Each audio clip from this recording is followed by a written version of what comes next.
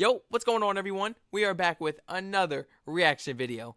Thank you so much for stopping by today. The support means a lot. Today, I'll be looking at another highly requested video. And thank you so much to everybody that spammed that suggestion link and my comment section. Oh, I see it all. I see it all. Today, I'll be looking at 10 things that will shock you about London, England. Now, before we get into this video, London will actually be the first place I will be visiting throughout my UK trip. And London is very expensive. I need about a week alone in London. Just 1 week alone in London throughout that trip. Now, my whole UK trip might be about a month. I was going to say a month or two, but 2 months is way too long. At that point, it's kind of like, all right, man, you're going back to the US poor. For real. You're going back poor. You already got to pay to stay in London for a week. Now, that's already crazy. Let's not push it to 2 months. I feel like if I'm staying in the UK for 2 months, I can only go to London for a day, for a couple hours. For real. London, too expensive. And that's the first place I'm going. And that's only for the first week. So I can imagine how much money I'm actually going to be spending out there, and I know that is going to be one of the things that will shock me. Let's go ahead and jump into this video. Please like, comment, subscribe, turn all post notifications on. Thank you so much for tuning in today, man. Support really means a lot. Let's go ahead and check this out. Hey there, fellow travelers. Mark here with Walter's World, and today we're in London. And what we have for you today are the 10 things that are going to shock you when you do come to London, because this is one of the most visited cities in the world for good reason. And the first thing that's going to shock you when you're here is, dun-dun-dun, the sticker shock. London is expensive. Hotels, accommodation, going out to eat, the non-free museums, they're all really pricey. I just said that, did I not?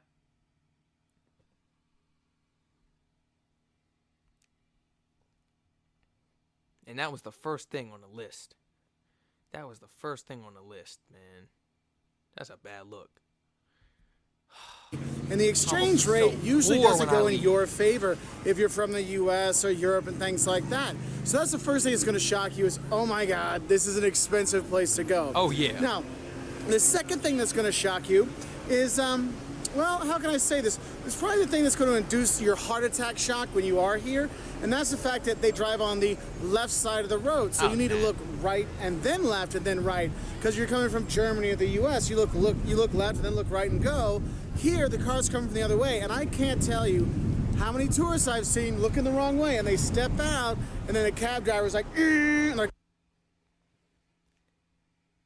well, then stay where you at then. You don't need to be visiting if you ain't got no common sense across the street.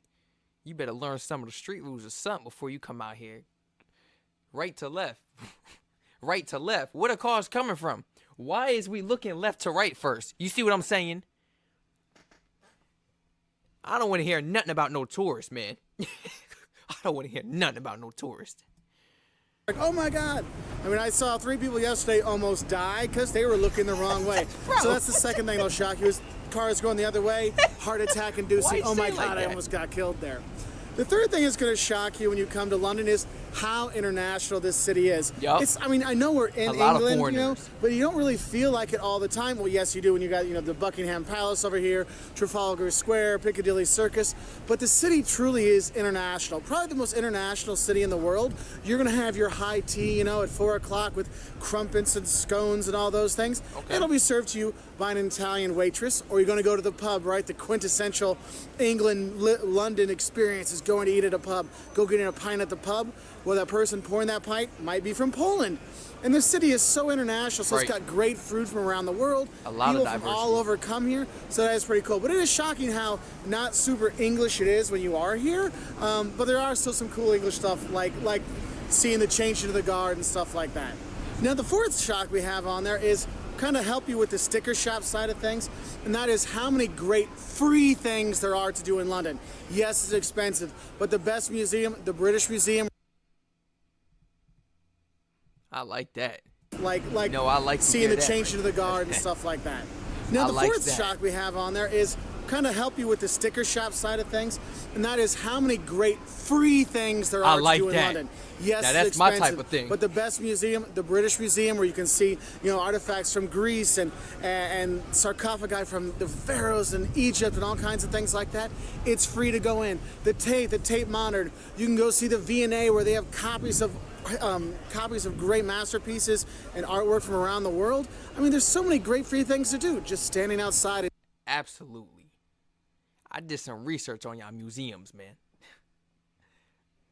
And it's crazy because out of all the research I did, not one thing came up talking about it was free. They be trying to get you out your pockets. I'm telling you, not one thing came up that told me it was free. I'm doing the research with the intentions of paying, like, okay, how much is this museum? I don't see prices nowhere. But there are a lot of museums, a lot of popular museums that are free to go visit.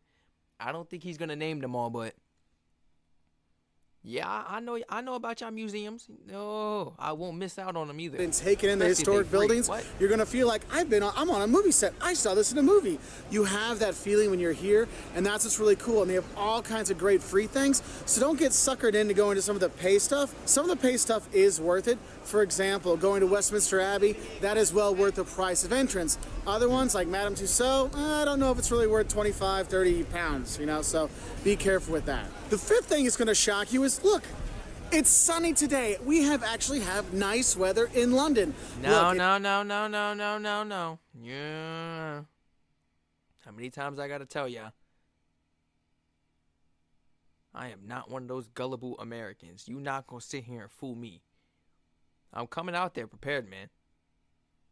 I'm coming prepared. It doesn't rain every day here. I know I like to joke about the bad weather in London and the bad weather in England, but I'll be honest, you can have great days like this where it is sunny and the people go out to the pubs and all kinds of stuff and really make the city come alive. So if you are here, believe me, the weather may shock you that you can get a great sunny day like this. However, probably the real shock is it does rain a lot when you are here, so make sure you bring a jacket, because believe me, I know I actually have a jacket in my bag just in case this beautiful day ends and we have a little London shower come through. So we've gotten away from the clouds and the really nice sunny weather and warm weather, and now it's getting a little bit chilly. I need to have my jacket. So let's finish off number 6 through 10 of the 10 things that are going to shock you when you come to London. So the sixth thing that might shock you when you come here is how much people do drink here. Men, women, not children, but you know, it's just like how many pubs there are out there throughout London, how many bars and restaurants and nightclubs and stuff like that, and how much people really love to have a pint. If you're going down, you see the people leaving Canary Wharf from work and they're doing pub crawls on a Thursday. You see them pub after pub after pub. And it's So what's really the difference between a pub and a bar? Is a par? I mean, I said is a par. That was crazy. How I combined them both so fast like that. Yo, the mind is crazy. The mind really works on its own. But what's the difference between a bar and a pub? Is a pub more like, I guess, a center focus towards drinking and music? Or like drinking and, I don't want to say musicians. I don't know if like actual musicians play at pubs, but like, is it specifically for drinking and music? Whereas like a bar is for just lounging, chilling, you know, eating, maybe a little drink or something, like watching a game, a TV. Yeah, y'all got to break down that difference for me right there. I don't know if I was on the right track, but because y'all got bars and pubs, right? It's got to be a difference. You know, like when I hear a pub, I think about, you know, let's go out, let's get a few pints, relax, listen to some music, and let's just talk. Let's just chill. Let's just vibe. When I hear a bar, we don't have pubs out here, so all we have is bars. So it's kind of hard to break this down. When I hear about a bar, I just think of, I guess, more chilled, more relaxed, not too much focused on the music, more focused on just, I guess, conversation. You know, multiple different type of drinks being passed around, not just alcohol. Maybe a couple TVs on, you know, different, you know, TVs playing with different things. Is that more of like a bar atmosphere?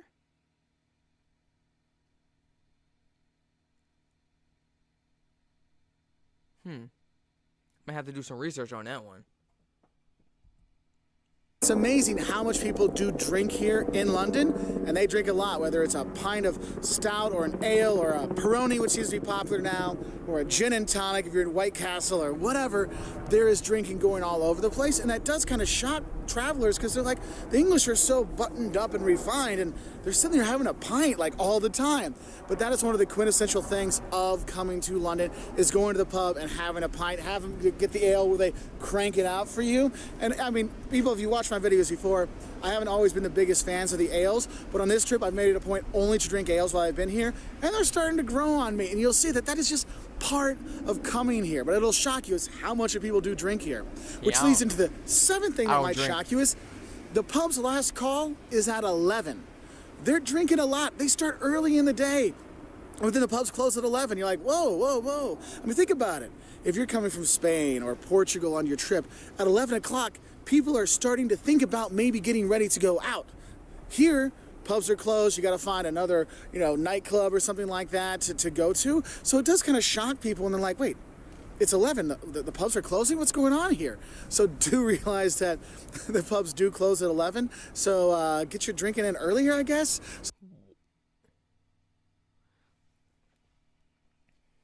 I want to kind of say I actually want to just say that's a smarter idea.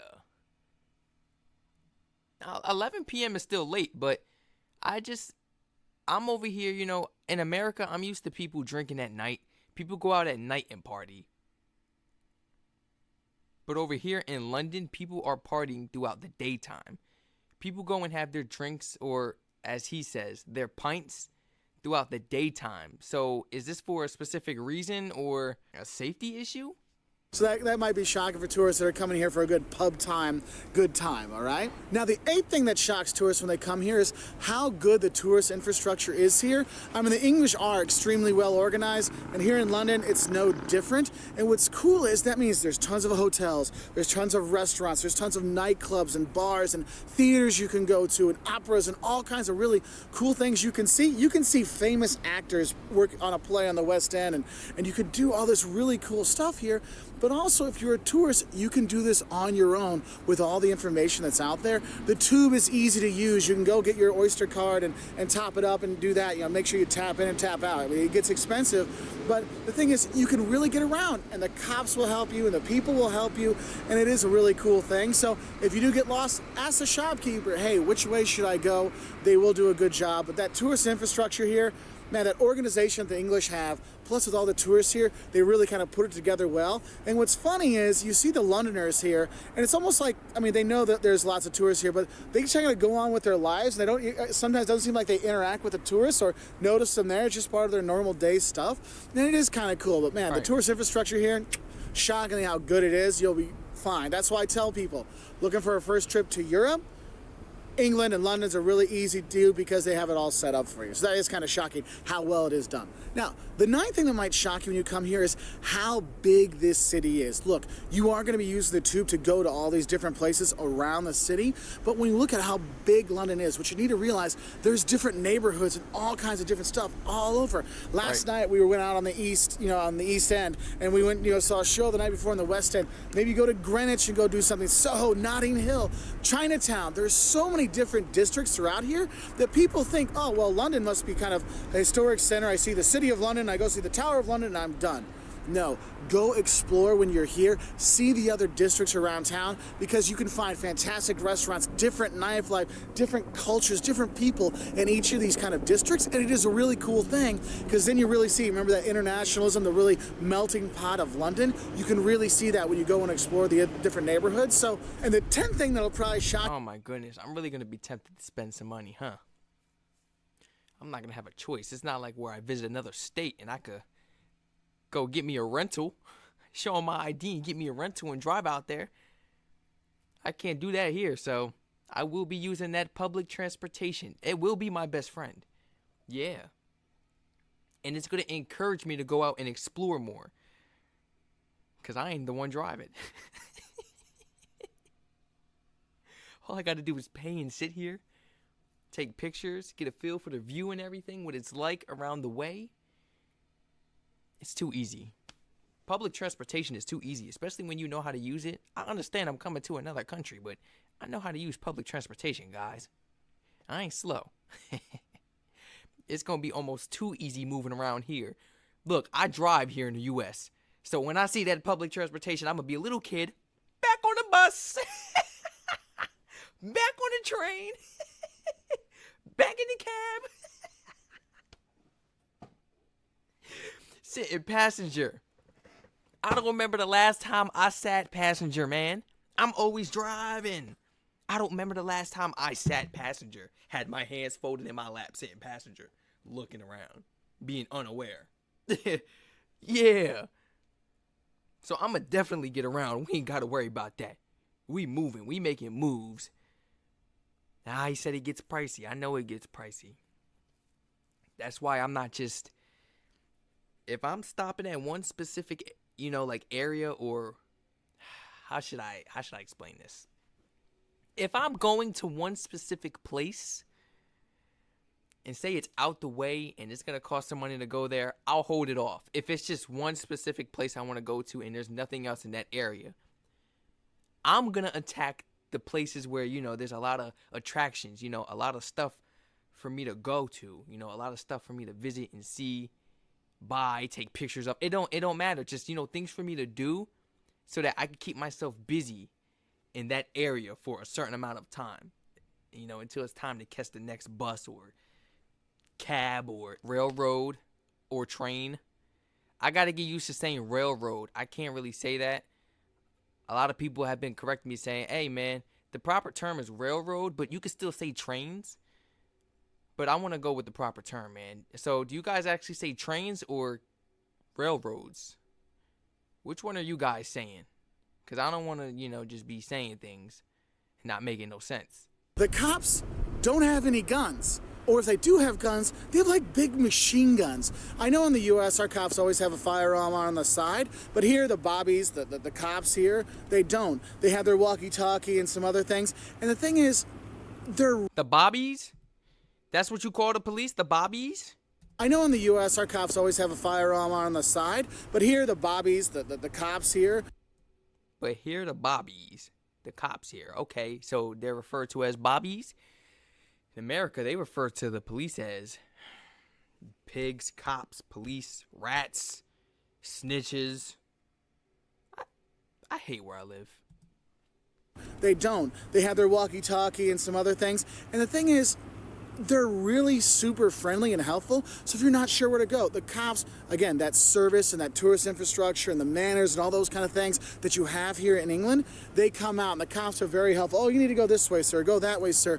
They are fantastic, but not having the gun is kind of shocking sometimes for tourists. But then when they see the guys with the big machine guns, they're like, oh, wow. So when they do have them, they really do have them. So that can be shocking for a tourist.